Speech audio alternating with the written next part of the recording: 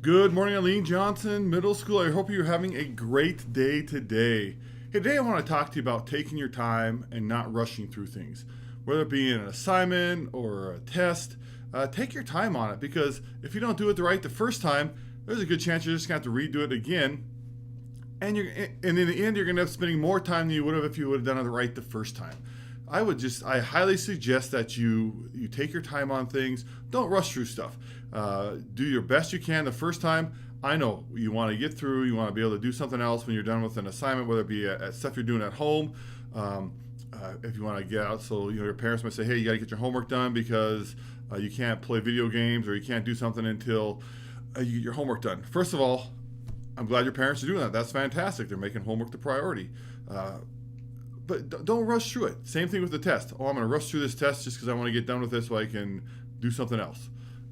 There isn't a whole lot else you're going to be able to do. You're still going to be sitting in the classroom. So just take your time, do your best on the test. There was a moment in my life that I decided to rush through something, and it had some pretty serious repercussions for me. Summer after my freshman year, I was mowing a lawn for a lady. I used to mow lawns for money. And I don't know if how well you can see this, but this hand here, the middle finger, I'm not going to show it to you by itself, is a little bit shorter than the one on this hand. The reason being, I was mowing the lawn, and I saw in the background, in the distance, I should say, the background, like the movie of my life. In the distance, I saw clouds coming in. I knew, oh, there's a storm coming. I'm going to rush through this real quick. I'm just going to pop up the height of this mower, just trim it up so it still looks good, but then I can mow a little bit faster. And this was the mid-'80s, so my mower was probably from the 70s.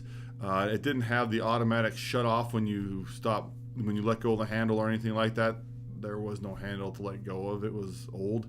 And so instead of taking the 30 seconds to turn it off and restart it, I just left it running. And so I went over to the wheel, and I take it and I adjust the wheel, and whoop, up my finger goes underneath the mower, and off the top goes the lawnmower, or goes the tip of my finger. Just because I was in a hurry. And not just did I have a sore finger and an injured finger, but in the end, I missed a big part of my baseball season.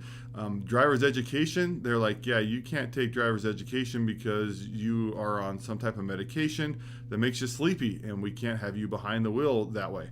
My driver's ed went away. All this stuff that I missed out on just because I was in a hurry and in a big rush. Now, I know it's a little extreme. If you rush through a test or an assignment, I hope to heck you don't lose the tip of a finger or any other body parts or anything like that.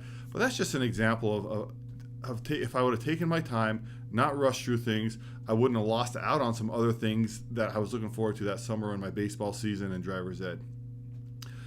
So just remember, take your time on things, don't rush, and in the end, it's going to probably actually be less time to do it right the first time than have to go back. Because I had to go back again, mow that lawn. It was even higher, so it took me even more time.